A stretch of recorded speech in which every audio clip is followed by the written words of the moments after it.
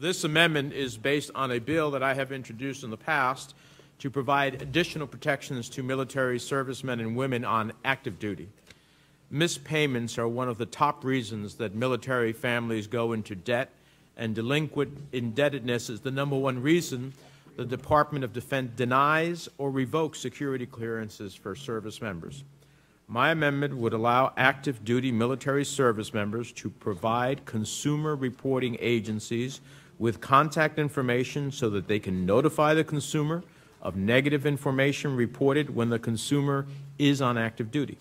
The amendment would also provide consumers the ability to include a note in their file that any negative information report occurred while they were on active duty.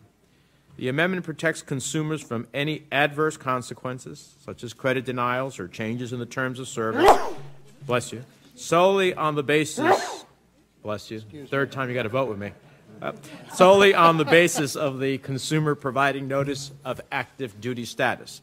It's another common sense amendment that provides enhanced protections to our active duty military service members.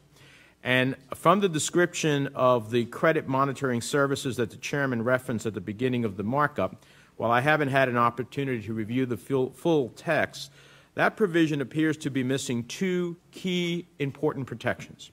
One is an opportunity for the service member to put a note in their file that an adverse event occurred while they were on active duty.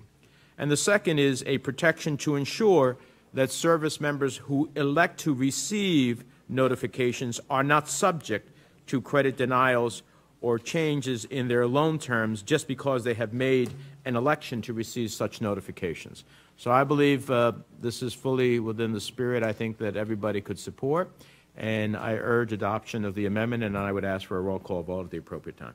Well, thank you, Senator Menendez. As you are aware, this is an amendment that we've spent a lot of time looking at and seeing how we could move forward with it. And although it does contain a number of good ideas to ensure important protections for the men and women serving in the military, we were not able to reach agreement on this amendment. We did, as you've discussed and as we've discussed earlier, reach an agreement to include additional language on the floor that would provide quality, free credit monitoring to active duty service members. And as a result of that, at this point, I must oppose the amendment.